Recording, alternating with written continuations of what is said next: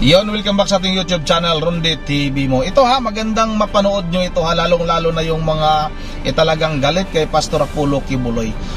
Dito mapatunayan natin na itong mga witness ni Senador Risa Hontiveros ay lahat sinungaling. Ito ha, dating membro ito ng Kingdom of Jesus Christ. Ito'y live interview ni Bisdak Pilipinas. Ninakaw ko na naman itong video ni Bisdak Pilipinas para ipaparating ko sa inyo kung ano bang klaseng tao itong mga witness ni Senador Risa Hontiveros. Bakit ba talagang gusto ni Senador Risa Hontiveros na kaagad-agad ipaaresto itong si Pastor Apollo Kibuloy? Wala pang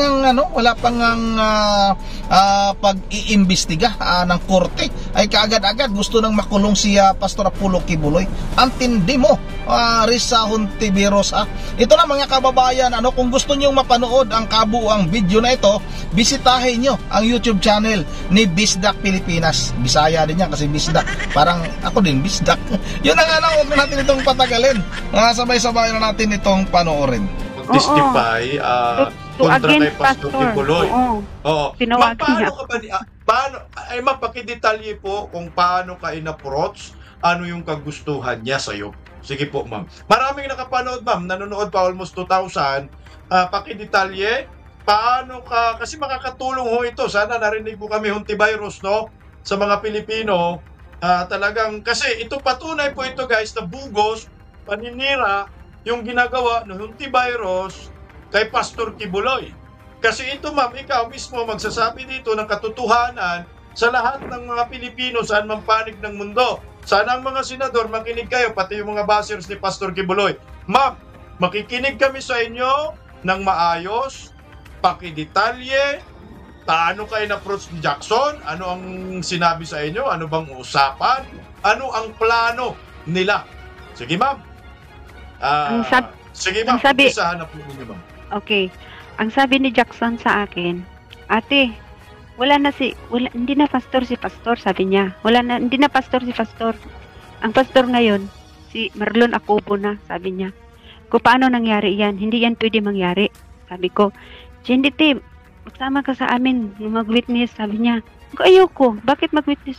Gagawin yung akong bubo niyan sa ginagawa ninyo.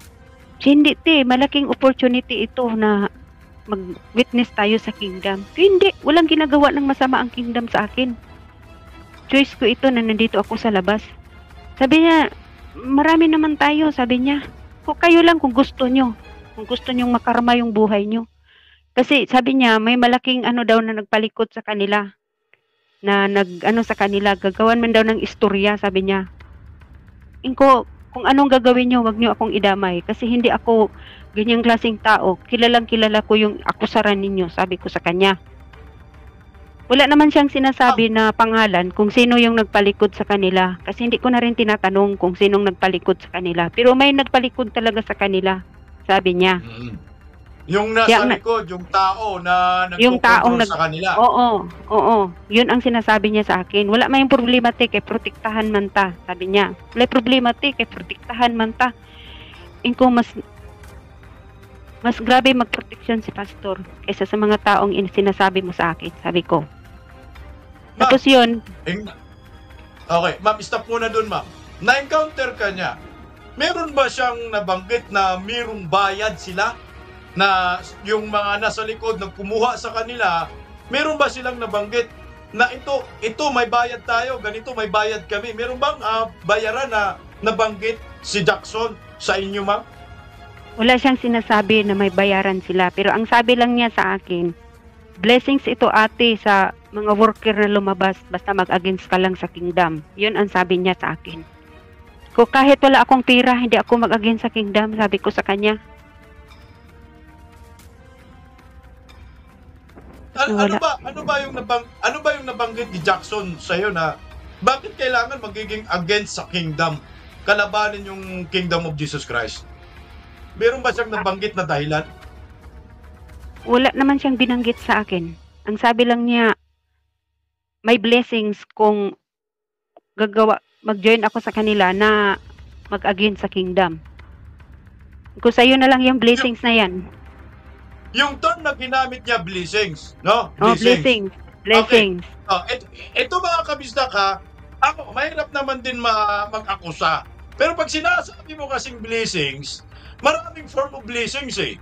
Pwedeng bigyan ka ng milyon, pwedeng bigyan ka ng lupa't bahay, pwedeng bibigyan ka ng sasakyan, pwedeng may pinangako sa'yo na ganito.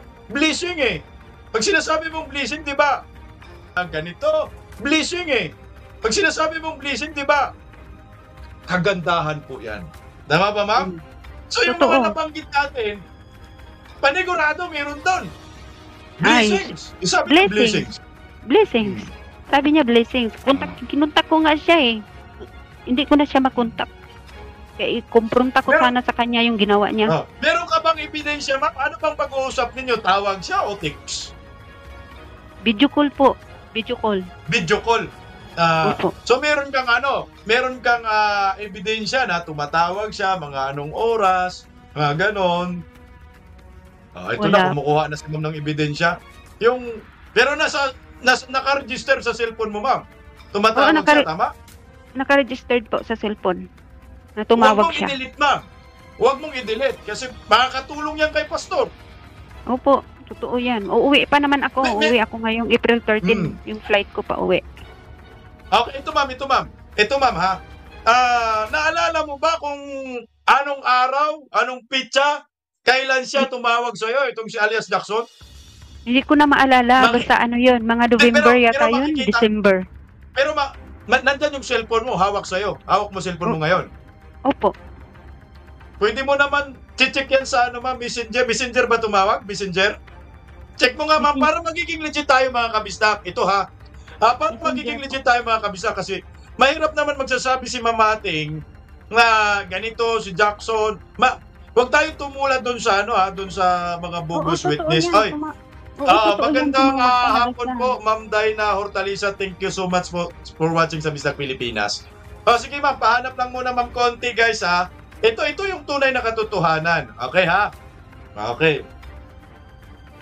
Kaya mo bang i-screenshot ma'am tapos i-send mo sa ating group chat para ipapakita ko sa kanila yung kahit screenshot lang ma'am. Sige, screenshot. Wala ko tinatago dito ha.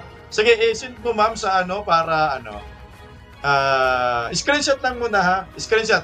Ito guys this is a special moment na patunay na sinasabi ni Mamating na yung ang tawag dyan, itong witness ni Risa Hontiveros na si Jackson alias Jackson ay tumawag kay Mamating para i-recruit siya to testify against Pastor Kibuloy para siraan si Pastor Kibuloy.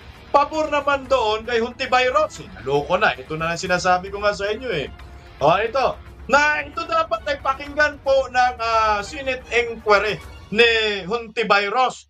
At saka Pastor Kibuloy, ito po sa Kingdom of Jesus Christ, si Mamating, ang malaking tulong po ito ha, para may sisiwalat natin yung katarantaduhan at paninira, black propaganda ng mga kalaban ni Pastor Kibuloy laban ho sa kanya.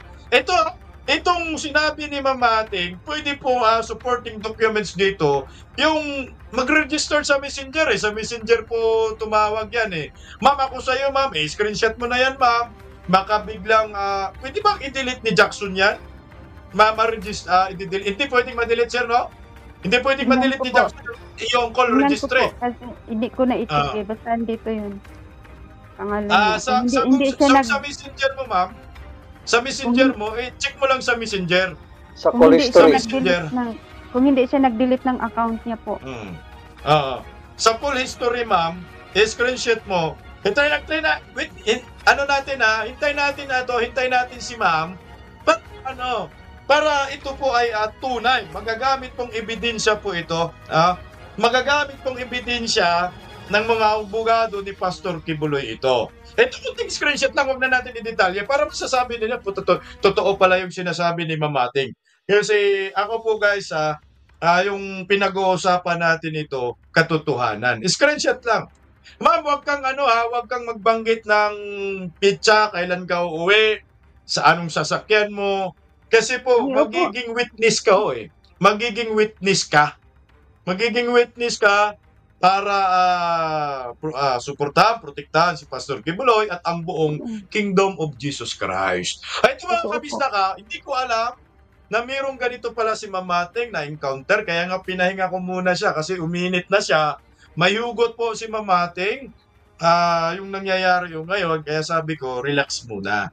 Wala kaming pinag-uusapan dito, hindi ko alam na meron siyang personal na knowledge po dito. Merong personal na knowledge. Okay. Ano mo lang, ma'am, Mamaya, screenshot mo ano lang, ko lang ma'am. po kasi hinanap ko pa. Matagal na kasi Hindi, yun. search mo yun. November pa yata Hindi, yun. ang ano mo, ma'am, yung pangalan mo lang. Ay, sabi ni ma'am Ay, sige, ma'am Dayan Hortalisa.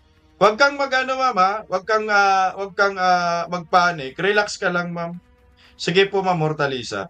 Alam mo po, mga kabista, sa totoo lang, itong nangyayari po ngayon kay Pastor Kibuloy, marami po talagang gustong tumulong at gustong lalabas sa nangyayari. Ito. Ito. Teka lang, ha.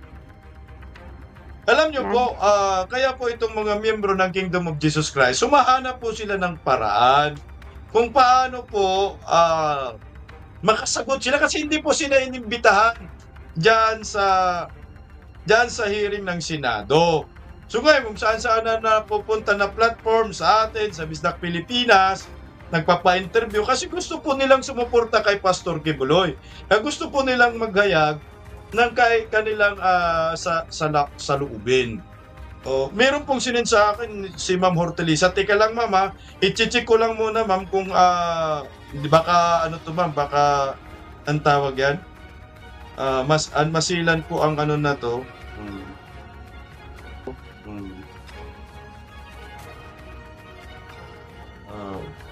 Sino to, ma'am? Thank you po.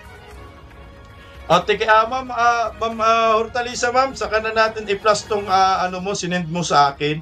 Kasi baka masilan to pag-aralan ko muna, ma'am, kay Ma'am Hortalisa. Sinsya na po, ma'am. Ma'am Ating, meron? Kung wala, ma'am, Mamaya na po, hanapin ko. Meron yun. Sige.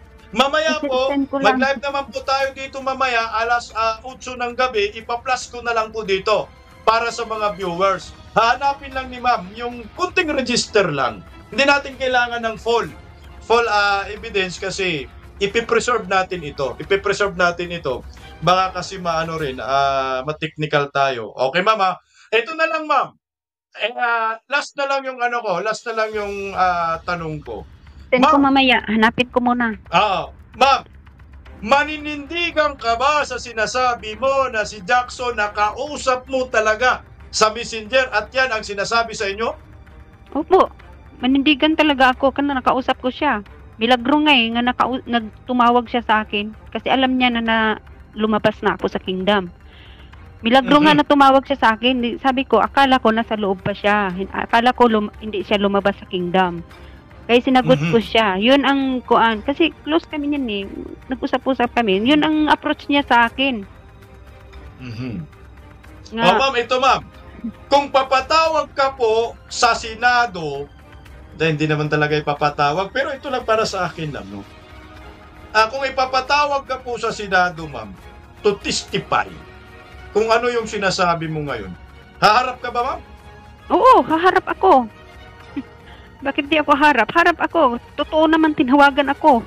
Iyon na nga, dapat itong si Senador Risa Hontiveros ay nagpatawag din sana ng ibang witness, yung nasa kampo naman ni Pastor Apollo Kibuloy. Kasi ang nangyari kasi, mga kababayan, yung nagiging sinitering ay one-sided yung kinalabasan. Ang hinahabol naman ng Senado ay in aid of legislation. Itong si Senador Risa Hontiveros, ST Hontiveros pala, ay hinusgahan niya na si Pastor Apollo Kibuloy. Hinatulan niya na. Kaya itong si Senador Risa Hontiveros, ito daw dapat ang iimbestigahan ng Senado. Kasi nga, ulitin ko na naman, yung pira ng PhilHealth na sana daw, napakalaking halaga noon.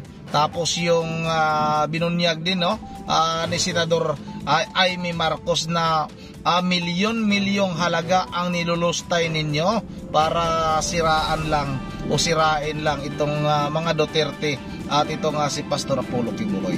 Yun ang sana yung ating mga kababayan dyan na talagang galit kay Pastor Apollo Kibuloy. Hindi ko naman na sinasabi na kumampi kayo kay Pastor Apollo Kibuloy, kasi nga may iba't iba tayong paniniwala, may kanya-kanya tayong paninindigan. Yung sa akin lang naman ay sana timbangin din natin kung sino ba talaga ang nagsasabi ng katotohanan. Yun ang hanggang dito na lang muna at di tayo ulit makapag-shoutout kasi nasa labas tayo once again. This is Rudy TV mo. Ingat yung lahat. God bless bawat isa sa atin.